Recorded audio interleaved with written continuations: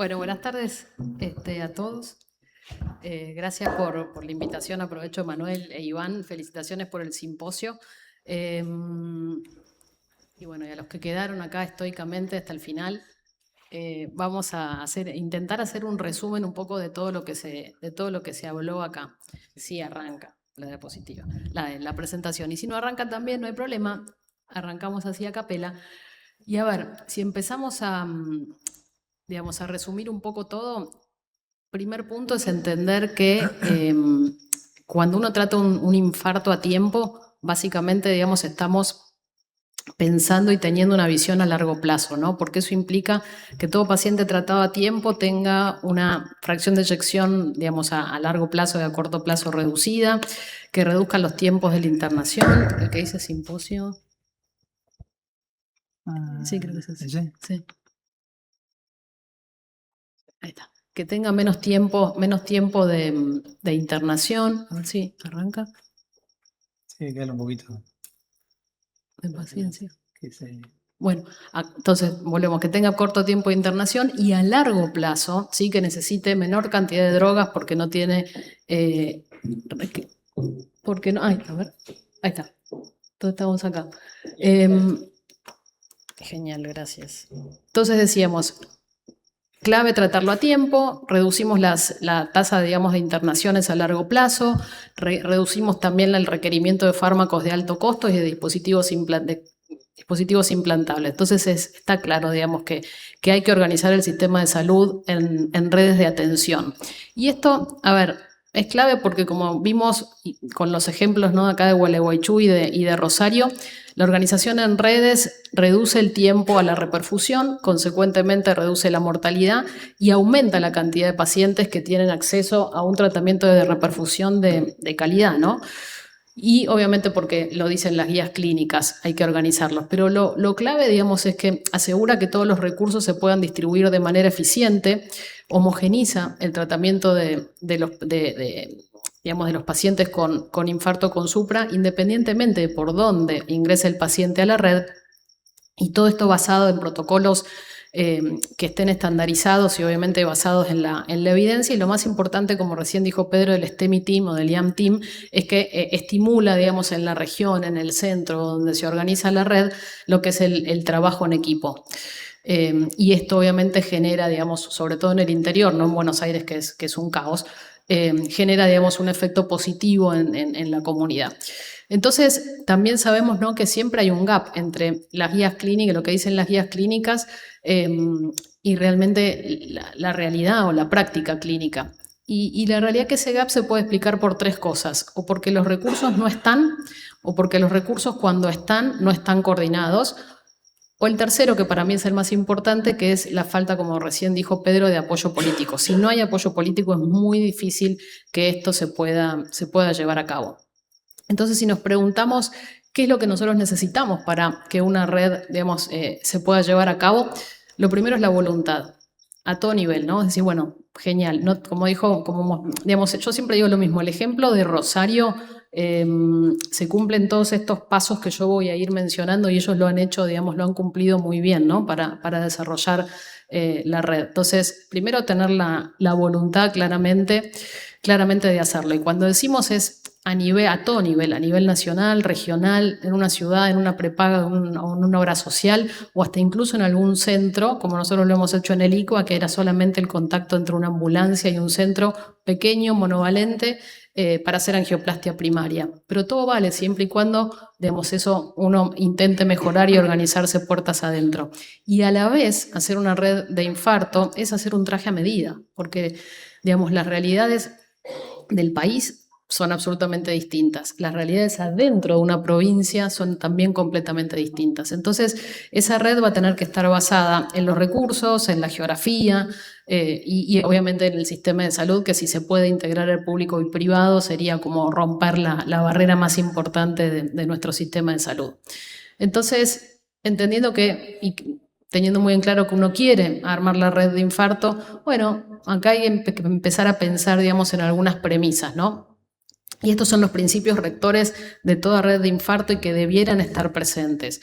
La primera, digamos, es lo que ya se vino hablando, que es el tiempo digamos, entender al tratamiento del infarto como que es una patología tiempo dependiente y entenderla como un proceso, ¿no? Desde el inicio de los síntomas hasta que el paciente contacta con el sistema de salud, hasta que le hace el electro, se activa el código infarto y se termina reperfundiendo. Y esto independientemente por dónde entre el paciente, si llama a la ambulancia, si llega caminando a un centro con angioplastia o si llega a otro centro que no tiene la capacidad de hacer angioplastia. Y todo es tiempo dependiente, ¿sí?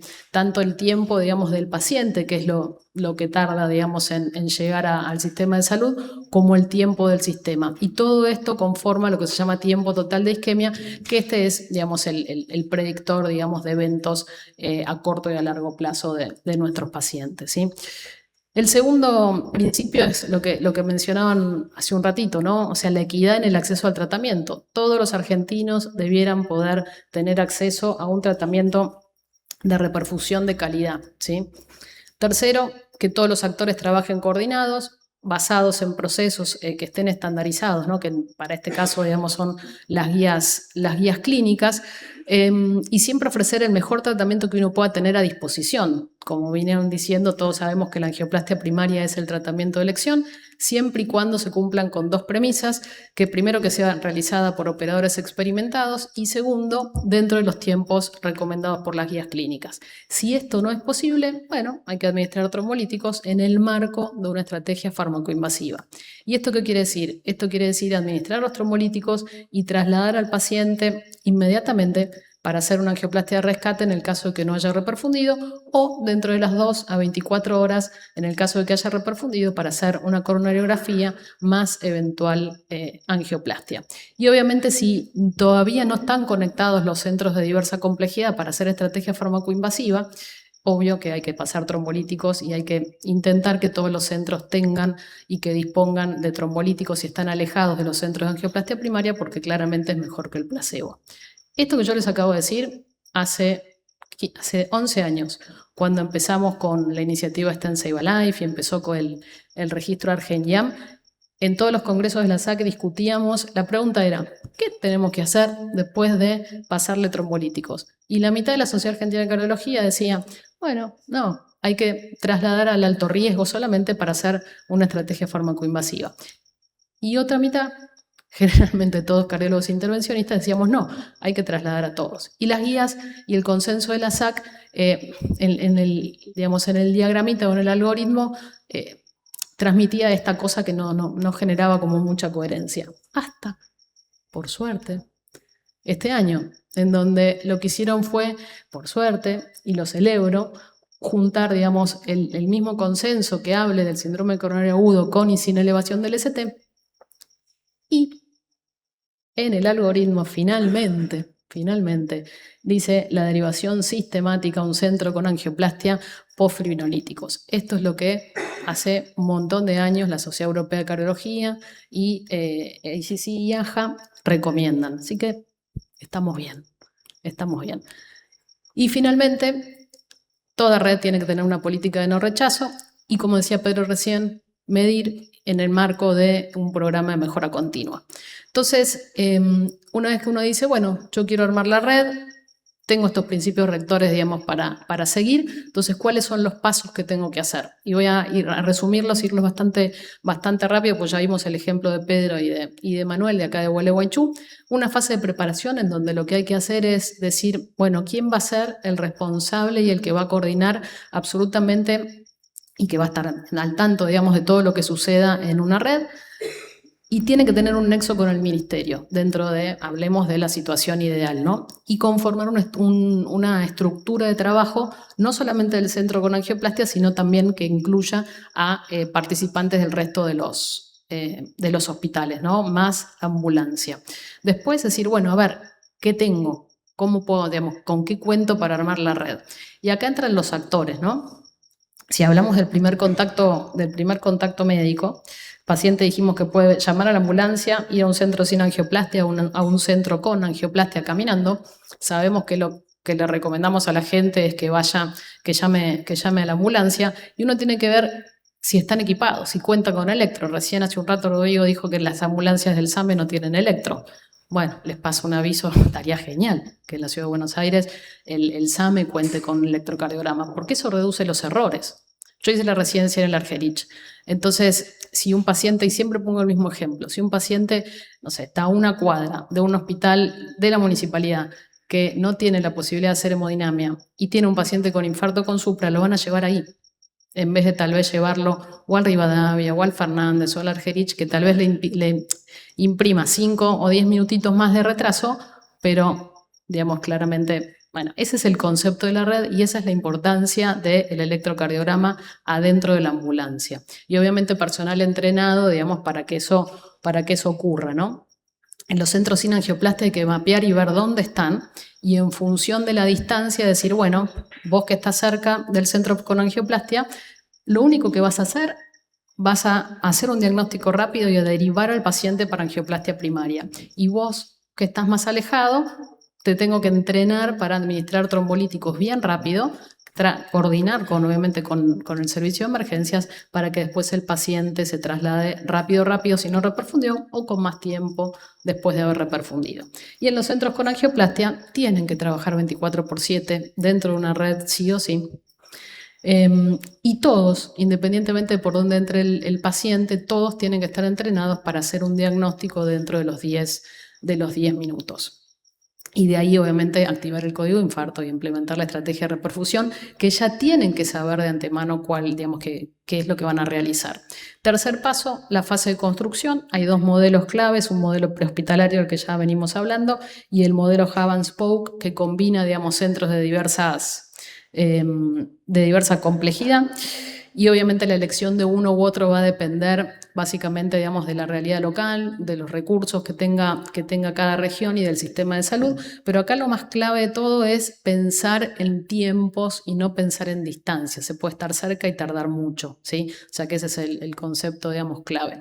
Y si vemos y pensamos de qué modo se puede regionalizar, hablando del momento prehospitalario, la ambulancia es el que tiene que ser la responsable de realizar un diagnóstico rápido, primero llegar rápido, ¿no? Segundo, hacer un diagnóstico rápido, correcto, hacer el triage y avisar ya saber de antemano, imaginemos que está dentro de una red, tiene su sistemática y en función de dónde fue el domicilio o a la vía pública a responder al llamado del paciente, ya tiene que saber de antemano a dónde llevar al paciente, ¿sí? Y obviamente avisarle, que es lo que es la preactivación, llevarlo directamente al centro con angioplastia, para hacer una angioplastia primaria y evitar pasar o hacer un stop por los centros que no tienen capacidad de hacer angioplastia, que esto es un error muy común cuando no se trabaja en red. Y una vez que el paciente ya está adentro del centro con angioplastia, no tiene que pasear por adentro del centro.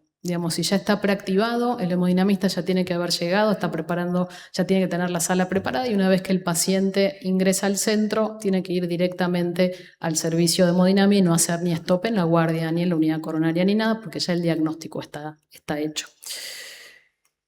Y después, si estamos en lugares, más remotos, en donde tal vez uno no tiene acceso a una angioplastia primaria rápida, esto ya es pensar, un montón más cercanos, a lugares como París, que sí lo hacen, o como Francia, que están muy entrenados en hacer fibrinolisis prehospitalaria. Ahora que contamos con TNK desde hace 1 año y medio más o menos, que es el fibrinolítico fibrino específico que se administra en bolo, bueno, para determinados casos y lugares remotos, la fibrinolisis prehospitalaria podría llegar a tener, un rol.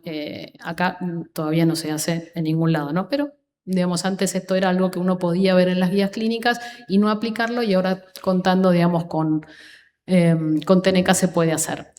Y entonces lo mismo, ¿no? La ambulancia hace el diagnóstico, como está lejos del centro con angioplastia, administra fibrinolíticos, no pasa, no hace ese stop para administrar los trombolíticos en el centro sin angioplastia y directamente lo deriva, tardando el tiempo que tenga que tardar, para hacer una angioplastia en el marco de una estrategia fármaco-invasiva.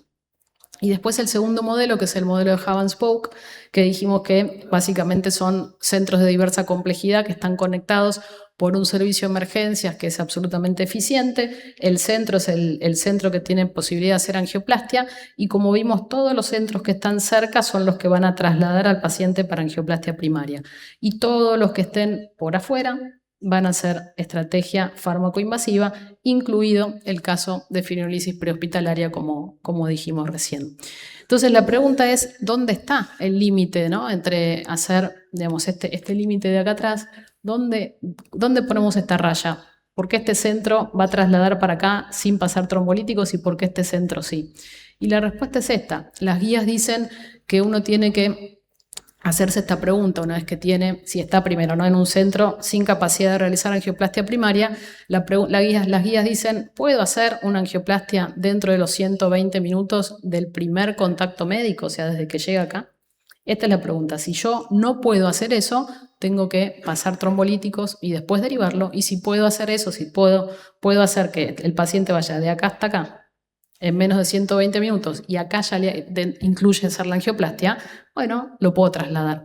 Entonces, si vemos cómo, no se ve mucho, pero cómo se descompone, digamos, esos 120 minutos, acá adentro, en el centro sin angioplastia, tiene que pasar lo que los americanos dicen DIDO o el DIDO, que es el door in, door out, que tiene que ser menos de 30 minutos. Desde que llega, se le hace el electro, detectan el supradesnivel del ST y uno dice, bueno, lo tengo que trasladar al paciente. Asumimos en manos, como decían las guías, experimentadas, menos de 60 o 60 minutos de tiempo puerta-balón. Entonces quedan 30 minutos de viaje. No hay mucho más. Si nosotros extendemos a qué es lo que suele suceder, es muy difícil cumplir este tiempo de menos de 30 minutos en un centro sin angioplastia, por eso tienen que estar entrenados y saber qué es lo que tienen que hacer de antemano. Muy maquinita, digamos, para que esto suceda. Entonces, esto generalmente es muy difícil cumplir los 30 minutos. Cuanto más entrenado esté el equipo de hemodinamia y sobre todo si se preactiva, que como vimos antes es avisar que está llegando un infarto, el tiempo portabalón se puede reducir y como vieron en el caso de Pedro, uno puede traer a pacientes de más lejos, digamos de mayor distancia para hacer angioplastia primaria y si esto no se puede, se administra trombolíticos y se hace estrategia fármaco-invasiva. Entonces, ya para terminar, si uno ve los modelos que existen, ¿no?, y haciendo algunas salvedades, digamos, adaptados a nuestro país, por un lado tenemos el modelo prehospitalario que ya lo describimos, el modelo Hub and Spoke, que ya lo describimos también recién, y después, ¿qué pasa cuando estamos en regiones más remotas? Por un lado, hay algunas provincias, ahí está, hay algunas provincias que San Luis, por ejemplo, en su momento pensó en poner centros, digamos, de fibrinolisis, en donde por ahí para lugares que son muy remotos no se justifica poner fibrinolíticos en absolutamente todos los centros. Entonces una mini red con un centro, digamos, sería, digamos, como un hub que administre fibrinolíticos y después otros que solamente hagan un electro, nada más, y que lo trasladen para acá, se trombolizan y de ahí al centro con angioplastia. ¿Es válido? Claro que es válido. Entre esto y un trombolítico solo o que no reciban nada, bueno, es un modelo, digamos, de organización que puede ser muy válido. Hablamos de la fibrinolisis prehospitalaria, todavía, digamos, acá no se hace, pero entiendo que podría ser genial. Siempre, obvio, en el marco de una estrategia fármaco-invasiva. Ahora puedo decir que las guías de la SAC lo recomiendan y obvio el quinto escenario, digamos, los trombolíticos exclusivos porque es mejor que placebo y hay regiones todavía en nuestro país que no tienen ni siquiera trombolíticos, entonces claramente que debemos contar con eso. Y finalmente, bueno, y entender obvio que esto es una estrategia de transición, ¿no?, para poder caer en cualquiera de estas cuatro. Y la última etapa, digamos, es la fase de calidad y de educación, que es clave, lo que mostró Pedro recién, o sea, una vez que la red ya está organizada, ahí recién hay que decirle a la población qué hacer, y lo que hay que decirle son dos cosas, o sea, cómo hace la población o la gente para reconocer los síntomas de infarto, esa es la primera, y la segunda es qué tienen que hacer, ¿sí? Llamar a tal número, etc. Y ese es como el final, digamos, de la red. No salió. Ahora sí. Ese es el final de la red.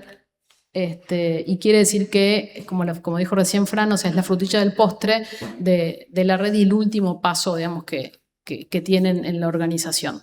Y ya para terminar, les quiero contar una iniciativa, un programa que tiene la Sociedad Argentina de Cardiología que se llama Redes que Salvan Vidas, que junto con la iniciativa Stent Save a Life, la idea, digamos, de creamos este programa que se llama Redes que Salvan Vidas, y la idea es ayudar a lugares o a regiones que quieran organizar su red de infarto o que quieran mejorar la red de infarto que tienen, ¿no? Siempre obviamente basado en las recomendaciones de las guías clínicas.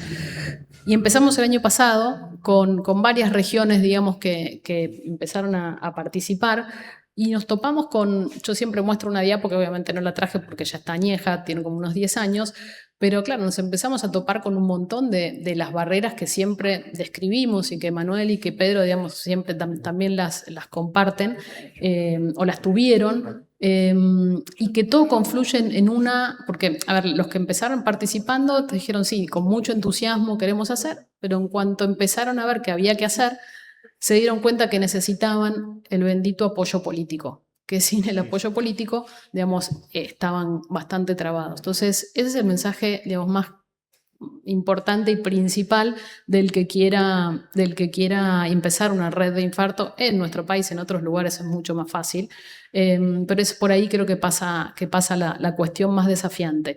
Pero Enzo Moreschi es un cardiólogo intervencionista de Misiones. Ya hace varios años, digamos, que empezaron, digamos, con ganas de organizar su red de infarto. La pudieron organizar dentro de la provincia, con todas las dificultades, ¿no? Digamos, claramente. La pudieron hacer, tienen su red, digamos, su ley de infarto, digamos, provincial, ¿sí?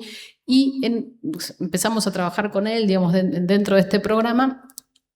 Y tratamos, digamos, de focalizar las actividades del año que pasó, digamos, en algunos puntos muy importantes. Primero, que focalizaron en desarrollar el proyecto, ¿no? Para reglamentar la ley, porque estaba la ley, pero faltaba la reglamentación. Segundo, como dijo Pedro recién hace un rato, todo el esfuerzo y todo el foco puesto en la capacitación, y focalizaron en mejorar muy bien la atención dentro de la ciudad de Posadas, ¿sí?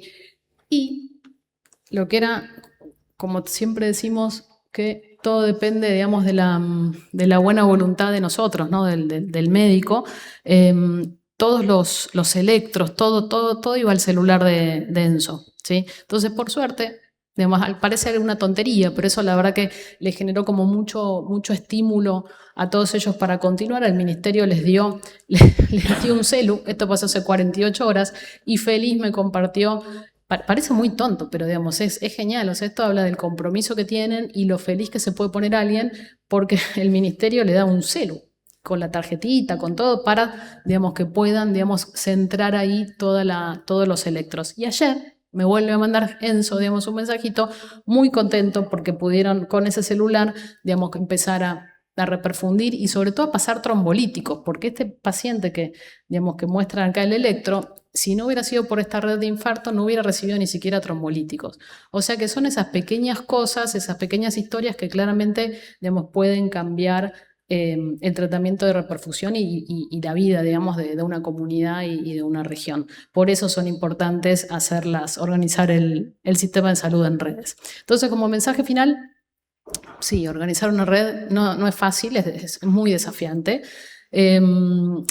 pero necesita ser encarado, digamos, como un proceso, ¿no? Desde el inicio de los síntomas hasta la reperfusión, y entendiendo que el mejor tratamiento de reperfusión es el que podemos ofrecerle más rápido, y que obviamente todos desde el lugar en donde estamos tenemos que poner nuestro granito de arena para organizar el tratamiento del infarto en redes. Bueno, muchas gracias por la atención y ya creo que estamos.